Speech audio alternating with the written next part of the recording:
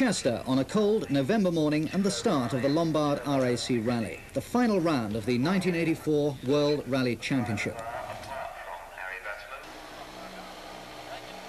Over 4,000 spectators have gathered to watch the crews set off on a 2,000-mile journey around England, Scotland and Wales, tackling 500 miles of tough special stages en route.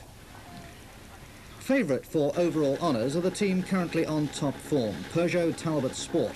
They have a single entry for Ari Vatanen and Terry Harriman in the 205 Turbo 16, the first of the new breed of purpose-designed rally cars, which has set the rally world buzzing with wins on both the Thousand Lakes and San Remo rallies. Seeded number 2, they should have had the 1984 world champion Stig Blomqvist, last year's winner, ahead of them. Audi management, however, decided that as Blomqvist had clinched the title on the previous World Championship round, there was little need for him to compete on the RAC. Instead, he was asked to flag the leading crews away on an event he hasn't missed himself for the last 12 years. Behind Vatanen, his biggest rival, Hannu Mikkola, partnered as usual by Arne Hertz. Mikkola has an enviable record on the RAC, winning it no less than 4 times during the past 6 years. The 1984 British Rally champion Jimmy McRae follows next in the Opel Manta 400. Jimmy finished 3rd on last year's event, but feels he will have to work a lot harder this year to achieve a similar result. The first of the trio of Toyota Celicas comes next, that of Safari winner Bjorn Voldegaard, partnered as usual by Hans Thorcelius.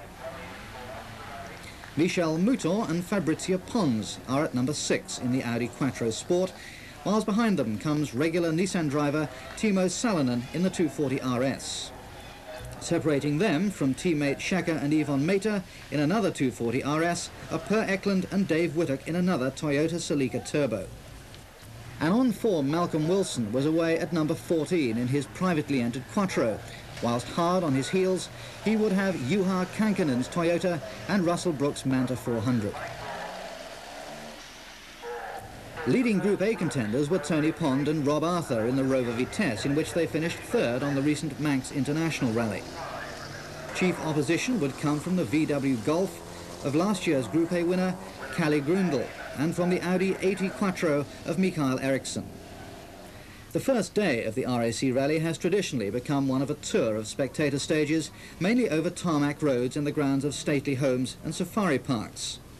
The first on offer this year was the Toyota-sponsored Knowsley Safari Park stage near Liverpool. Most drivers treat these Mickey Mouse stages with caution, as they form a very small part of the competitive route, just 23 miles out of 550. Ari Vatanen had set fastest time, pursued by a gaggle of two-wheel drive cars. Mikkola had his share of misfortune with a misting windscreen, which obscured his view, causing him to clip a log and damage a rear wheel. The biggest drama was reserved for Tony Pond, who slid off into the trees and, although struggling through to the stage finish, was to go no further.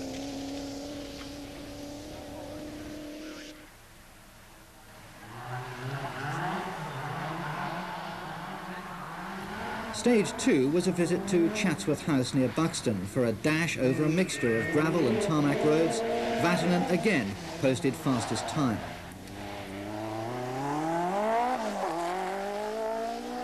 Behind him, the trio of other four-wheel drive cars, and despite taking a rather wider line than most, American John Buffum, partnered by Britain's Neil Wilson, takes 3rd fastest time.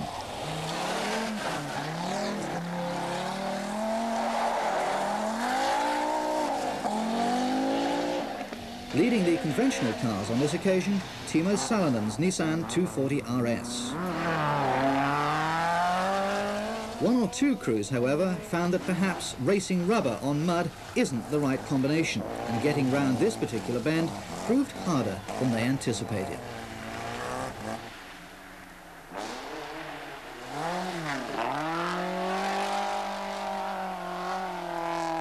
Mark Lovell and Peter Davis in the little Group B Citroën Visa, the smallest four-wheel drive rally car available, show how it should be tackled.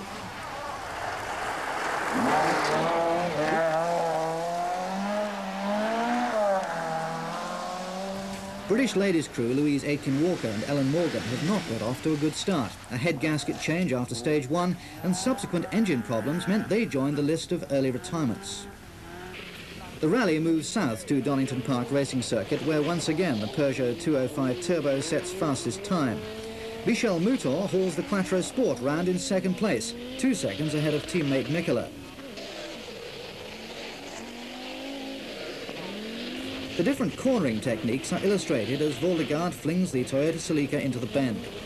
Roger Clark, meanwhile, is still getting to grips with the Porsche, and perhaps wishing he was back behind the wheel of an Escort again.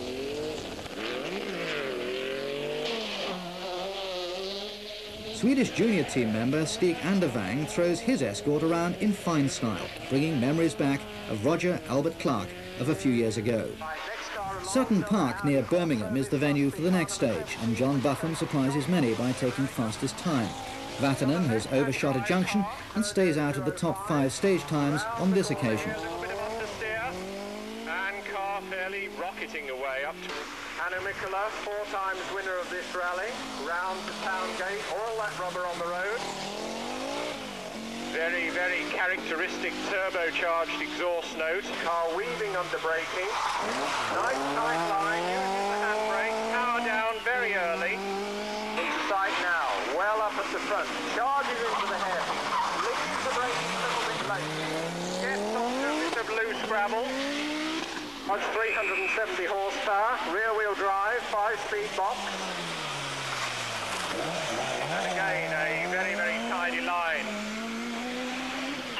Passenger's door apparently is the one that's damaged. We shall see it on the outside.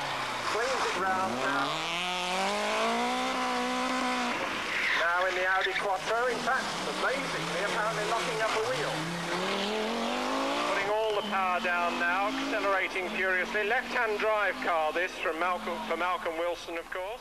Weston Park is an RAC regular, and as crews negotiate the tight hairpins, they pay particular attention to the large logs lining the track. It's far too early in the event to be taking risks.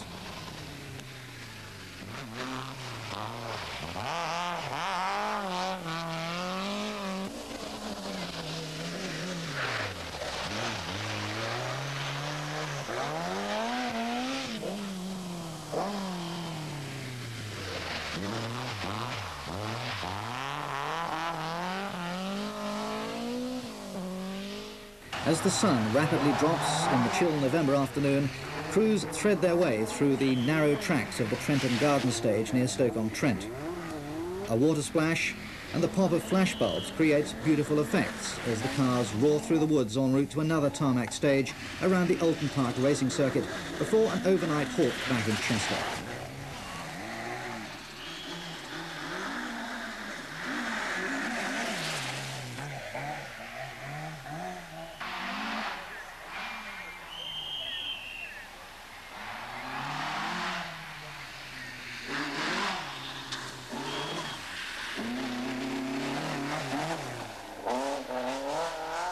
Whilst competitors had only completed 23 miles of special stages on day 1 of the rally, the message was all too apparent.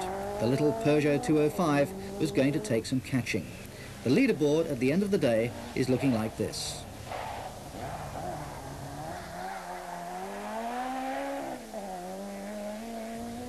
After leaving the Chester restart at 5 a.m, crews tackled the Drysdale Forest Complex in the Lake District in the early dawn. This 17-mile stage is quite rough in parts and ideally suited to the 4-wheel drive brigade. Despite this, both Michel Mouton and Malcolm Wilson have problems. Mouton is to need a new gearbox after the stage and Wilson a new clutch. Of the Toyota trio, Kaikkonen has the problems. A puncture 6 miles into the stage costs him 2 minutes and a drop to 20th place. Timo Salonen is pushing his Nissan along a lot better now he's into the forest, as is teammate Shaka Mehta, whilst the youngest member of the Nissan team, Dai Llewellyn, recently crowned as British national champion, is also putting in a respectable performance. Opel Manta teammates Russell Brooks and Jimmy McRae are swapping seconds with one another in their annual battle to see who is top GM driver. Another Opel driver putting in a worthwhile performance, lying in the mid-teens, is Phil Collins, despite losing his boot lid on a log pile earlier in the stage. Citroën Visa driver Francois Chose comes through with 2 punctures, Drysdale being very unforgiving on tyres. No problems for John Hockland in the surprising Skoda, who is aiming for Skoda's 12th consecutive class win on the RAC. Mazda are another Japanese marque well represented. 2 Group B RX-7s for Philip Vomberg and Ingvar Carlsen.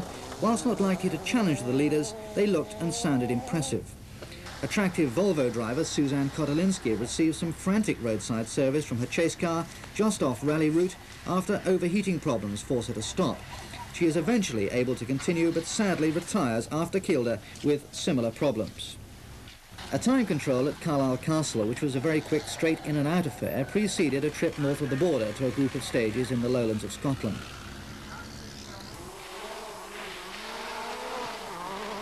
The Castle Ur and Twigley's stage are bathed in sunlight as crews slither and slide through these classic Scottish forests.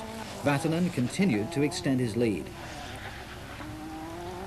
Behind him, Mikkola is chasing hard, and with Voldegaard out on the previous stage with a dropped valve, the 2 Quattros of Mouton and Botham are fighting for 3rd place. Everyone was amazed that Botham's car was still without any bent panels.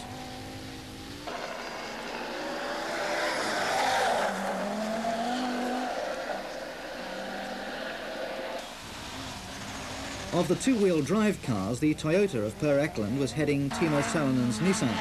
He in turn had a very informed Terry Kaby, also in a Nissan 240 RS, hard on his heels. Mixing it with the Japanese cars are the Opels of McRae and Brooks. Roger Clark is still trying to get to grips with his Porsche, as is teammate Saeed Al-Hajjari. The action moved on via the daunting Kielder Forest Complex to a major service halt in Hexham.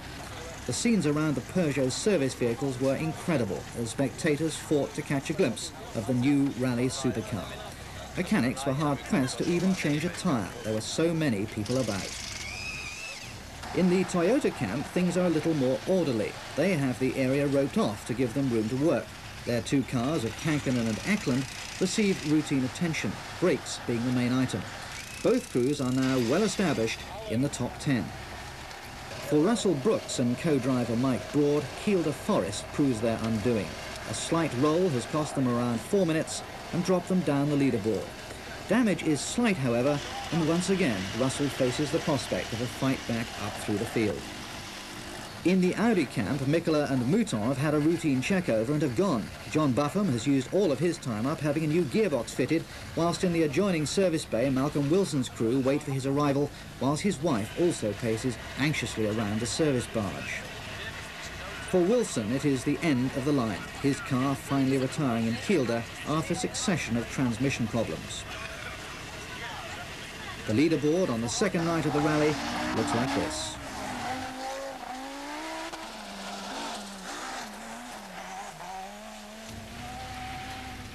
A bitterly cold morning in Langdale Forest in the huge North Yorkshire Forest Complex near Pickering.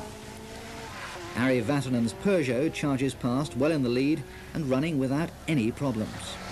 Mikkola is safe in 2nd place, but the battle for 3rd is as close as ever. Buffum just having a slight advantage over Michel Mouton. Eklund is having the drive of his life to hold 5th position ahead of McRae and teammate Kankkunen.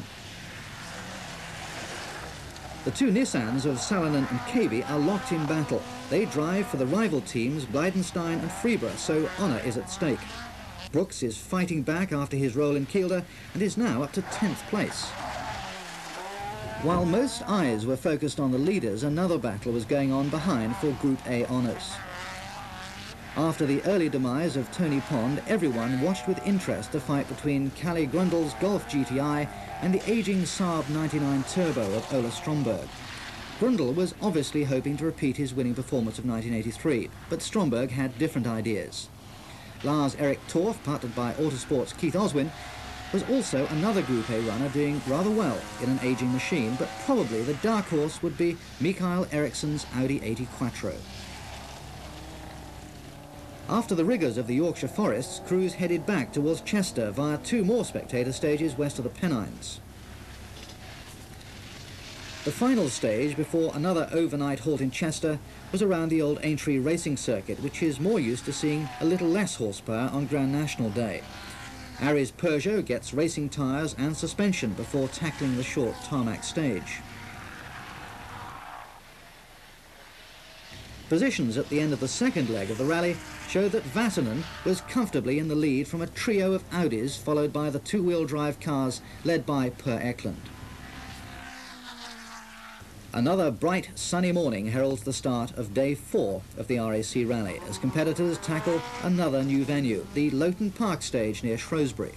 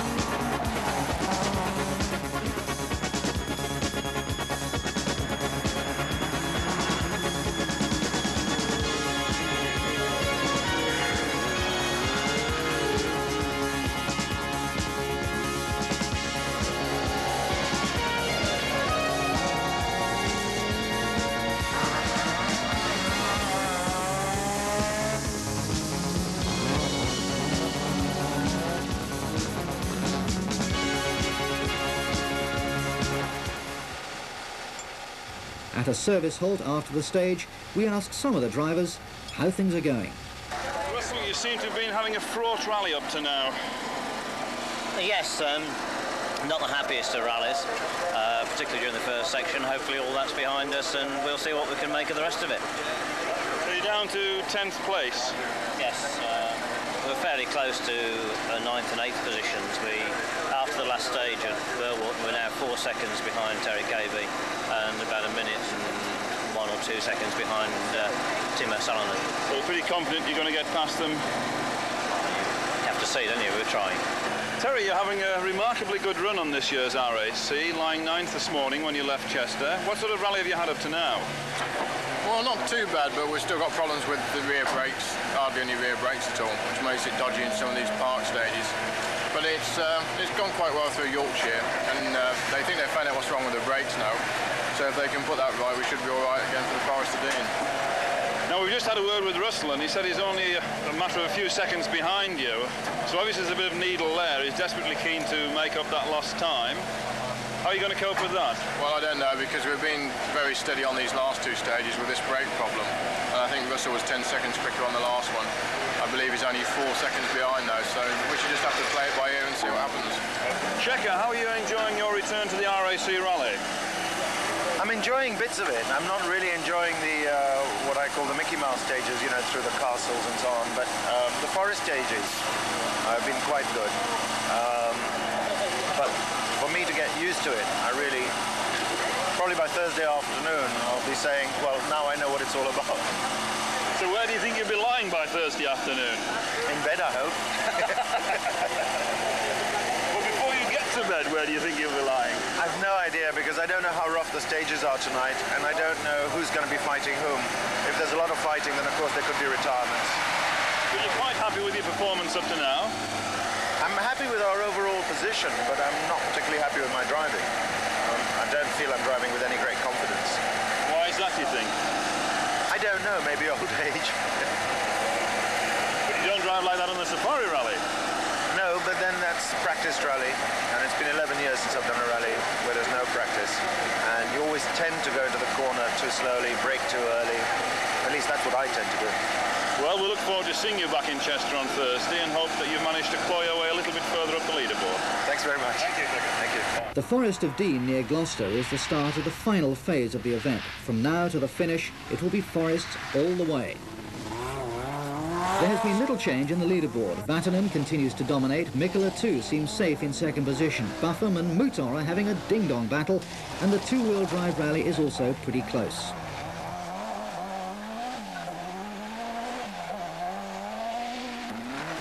Salonen is surprised by the unexpected challenge from Terry Cabey, who is soon to be passed by Russell Brooks. Shekhar Mater is moving up the field as he gradually gets used to the forest stages. A windswept Aberafan service halt near Port Talbot. For the Toyota Team Europe Equipe, Per Eklund's performance in the Celica Turbo is good news. He holds a steady 5th position as he comes in for service. Brakes again get most attention. Driving on the limit, they get more punishment on a couple of special stages than a normal motorist gives his car in 12 months. Whilst the team are in high spirits over Per's performance, their hopes of another good run from teammate Kankkunen are soon dashed when he crashes on stage 39. A 5th gear crash put the Toyota well off into the trees and Juha Kankkunen in hospital for treatment to a badly ripped neck, but co-driver Fred Gallagher was uninjured. Breckfar Forest in mid-Wales at 2:30 in the morning, and thousands of spectators line the forest tracks to get a glimpse of the cars caught in the glare of popping flashbulbs. First car through is Mikkola, who is now into the lead after Vatanen has rolled, losing 4 minutes.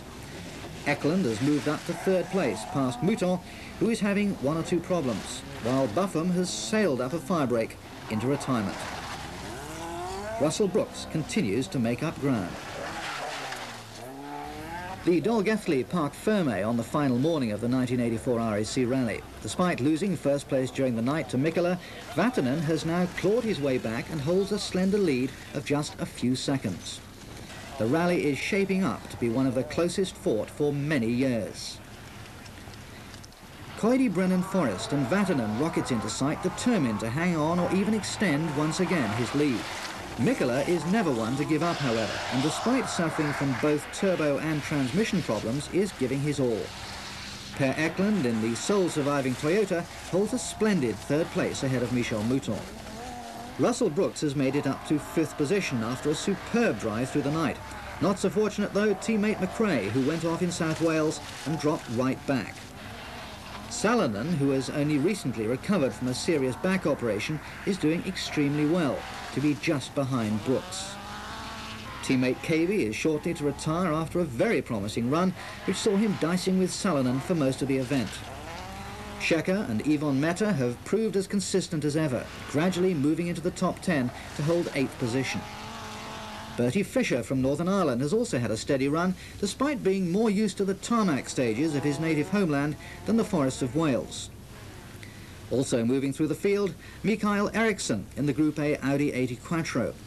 During the night, both Grundle and Stromberg have retired, and he is now comfortably leader of Group A.